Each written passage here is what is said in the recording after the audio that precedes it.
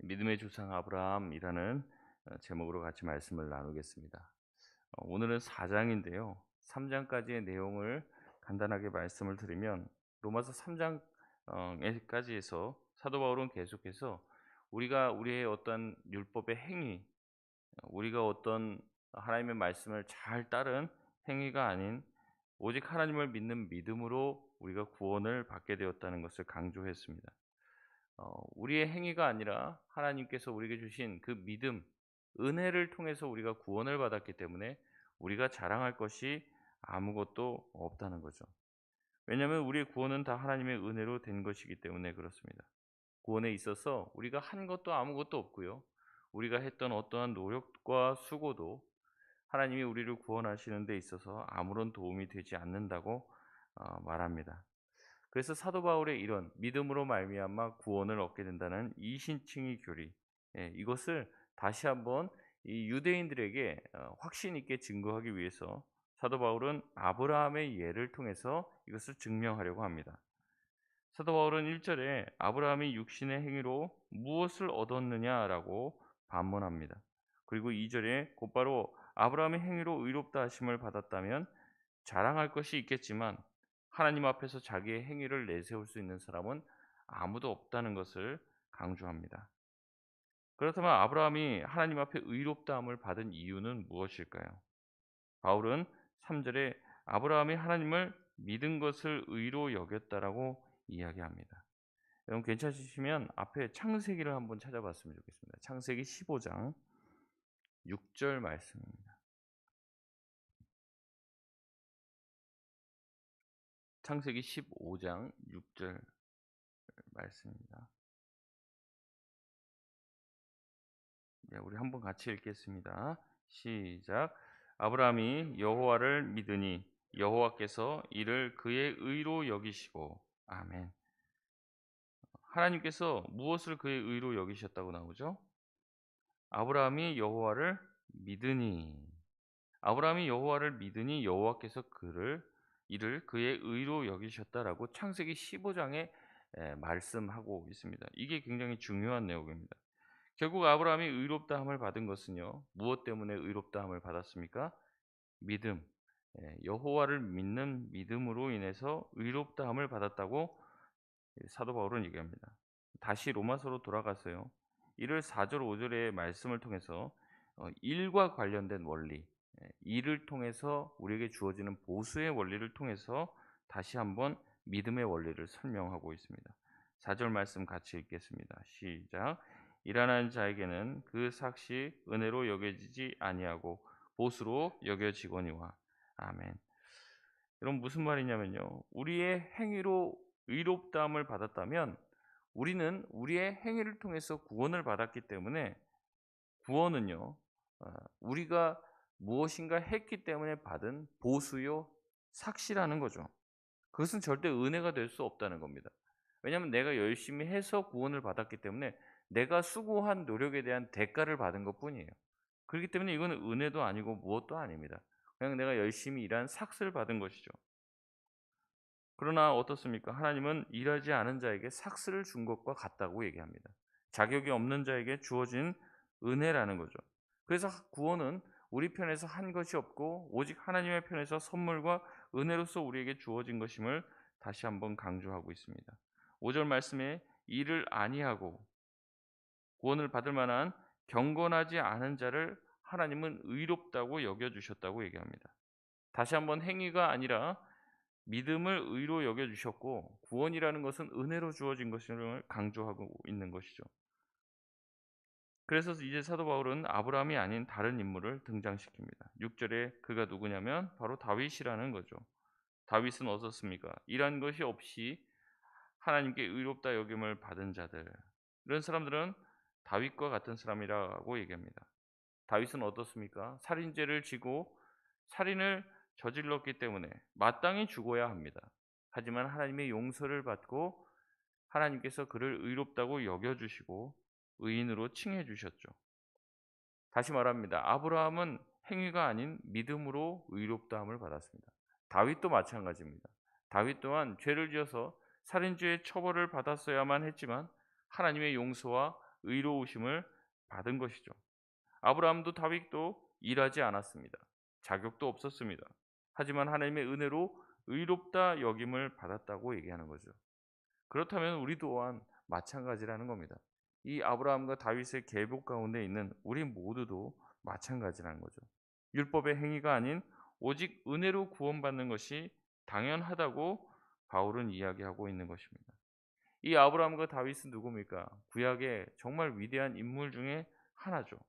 유대인들이 정말 가장 존경하는 인물 두 명만 꼽으라고 하면 아마 다윗과 이 아브라함을 꼽을 것입니다. 바울은 율법의 행위를 고집하는 유대인들을 향해서 얘기하는 거죠. 너희가 그렇게 존경하고 따르는 아브라함, 다윗, 이 두 사람 또한 성경에서 믿음을 통해서 또한 자격이 없는데도 하나님의 은혜로 구원을 받았다면 우리 또한 하나님의 은혜로 구원받는 것, 믿음으로 구원받는 것이 당연하다고 말씀을 통해 증명하고 있습니다. 구약에서는 율법을 지켜서 구원을 받고 신약에 와서는 예수님을 믿어서 구원받는 것이 아니에요. 구원은 애초부터 성경 처음부터 끝까지 애초부터 믿음을 통해서만 은혜로 구원받는다는 것을 사도 바울은 말씀하고 있는 겁니다. 하나님이요 사람을 만들고 율법을 주신 다음에 야 율법 지키는 사람만 내가 구원해 줄게 하다가 안 되는 거죠 이게 잘. 그래서 하나님이 야 그럼 좀 다른 방법으로 구원해야겠다. 예수님을 보내서 이제는 은혜로 구원받는 그 은혜의 시대를 열어가야겠다. 하나님이 그렇게 하신 것이 아니라는 거예요. 애초부터 처음부터 구약에서부터 하나님은 오직 하나님을 믿는 믿음 안에서만 구원이 베풀어졌다는 것을 말씀하는 거죠. 은혜로 믿음으로 구원을 베풀고 하나님 자신의 백성들을 모으시는 원리는 바로 믿음, 은혜밖에 없었다는 것을 이야기하는 겁니다. 그러니 너희 유대인들아 행위를 강조하지 말고 하나님이 애초부터 우리를 구원하시는 원리는 믿음이요 은혜였다는 것을 기억하라고 이야기합니다. 사도 바울은 다시 한번 유대인들이 중요하게 얘기하고 또한 붙들고 있는 할례에 대한 이야기를 합니다. 9절로 넘어가면 얘기합니다. 아브라함이 하나님을 믿음으로 의롭다 여김을 받았는데 그때가 10절에 할례시냐 무할례시냐라고 묻는 것이죠. 아까 아브라함이 하나님을 믿어서 의롭다 여김을 받았다고 말씀을 했습니다. 그게 창세기 몇 장이었죠? 예, 15장입니다. 15장. 방금 찾아봤는데 지금 아침이라서 15장인데요. 하나님께서 아브라함에게 할례를 명한 장은요 17장입니다. 그러니 하나님이 아브라함의 믿음을 의롭다 여기시는 15장에서 아브라함은 할례를 받은 상태입니까? 할례를 받지 않은 상태입니까? 아직은 받지 않은 무할례시라는 거죠. 그래서 바울은 무엇이라고 얘기합니까? 11절에 할례의 표를 받은 것은 무할례 시에 믿었기 때문에 주어진 것이라고 얘기합니다. 그렇기 때문에 믿음이라는 것은 무할례 시에 주어진 것이라는 거죠. 마치 세례와 같다고 제가 말씀을 드렸습니다. 세례를 받기 전에요. 문답을 통해서 확인합니다. 당신이 정말 예수 그리스도를 믿었는가? 예수 그리스도께서 나를 위해서 십자가에서 죽으신 사실을 내가 정말 받아들이고 내 인생의 창조주는 오직 하나님 한 분뿐이시라는 것, 구원주는 오직 예수 그리스도 한 분뿐이시라는 것을 믿느냐고 먼저 문답을 합니다. 그리고 그 문답을 통과한 사람이 세례를 받게 되는 거죠. 그러니까 여러분 믿는 것은 세례 전입니까? 세례 후입니까? 세례 전이죠. 예. 그러니까 세례를 사실은 안 받아도 우리가 예수를 믿고 신앙을 고백하면 이미 그 즉시 구원이 임한다는 것을 여러분 아시길 바랍니다. 어떤 사람은 세례를 굉장히 중요하게 생각해요. 물론 이제 세례가 중요하죠. 근데 세례는요 공적 교회 앞에서 내가 예수님을 믿었다는 사실을 공포하는 이제 세러모니 그런 식입니다. 예식입니다. 정말로 그 사람이 구원받았는지 구원받지 않았는지를 결정하는 것은 세례를 통해서 이루어지는 것이 아니라 세례 전에 정말 그 사람의 믿음이 있는지를 먼저 확인한 다음에 세례를 받게 된다는 거죠. 마찬가지입니다. 이 아브라함이 할례를 받기 전에 먼저 뭐가 있었다는 거예요? 믿음을 통해서 하나님이 그를 의롭다고 여기신 것이 있고 그 믿음을 가졌기 때문에 하나님이 할례라는 표로서 그의 믿음을 확증시켜 준 것이죠. 그러니 아브라함은 유대인 이 할례자들의 조상이 되기도 합니다. 아브라함 자신이 할례를 받았기 때문에 그렇죠. 또한 동시에 무할례 시에 믿음을 통해서 하나님 앞에 의롭다함을 받았기 때문에 이방인인 무할례자들의 조상 또한 됩니다. 결국 아브라함은 율법을 가지든 아니든 할례를 받든 안 받든 모든 믿는 자의 조상이 되기 위해서 하나님께서 아브라함에게 무할례 시에 믿음을 허락해 주시고 또한 할례 받은 후에 믿음을 잘 지킬 수 있도록 하나님께서 조치를 취하셨다는 거죠. 우리가 받은 은혜, 우리가 자격 없는 자, 또 일하지 않은 자에게 하나님께서 구원을 은혜로 주셨다는 것을 다시 한번 여러분 기억하시길 바랍니다. 그래서 우리는 하나님 앞에 자랑할 것이 없다는 겁니다. 항상 겸손한 마음을 가지시길 바랍니다. 항상 주님 앞에 감사하는 마음을 가지시길 바랍니다. 그리고 이 감사와 이 은혜를 믿는 모든 자들, 또 믿지 않는 모든 자들에게 전달할 수 있는 저와 여러분이 되셔야 됩니다. 그렇지 않으면은 내가 이 믿음 가진 거, 내가 이 신앙 가지고 뭐 하나 깨달은 이것들이 우리의 육신의 자랑이 되어서 하나님의 은혜를 인간의 것으로 탈바꿈시키는 그런 어리석음을 범할 수가 있다는 겁니다.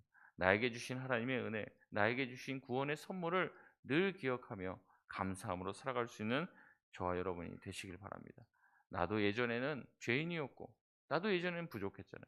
내가 지금 이렇게 성화되고 변화되는 것은 그전에 나를 누군가가 참아줬고 누가 나를 위해서 기도해 줬고 누군가 나를 위해서 헌신해 줬기 때문에 나를 참아 줬기 때문에 내가 이 자리까지 오게 된 것이요.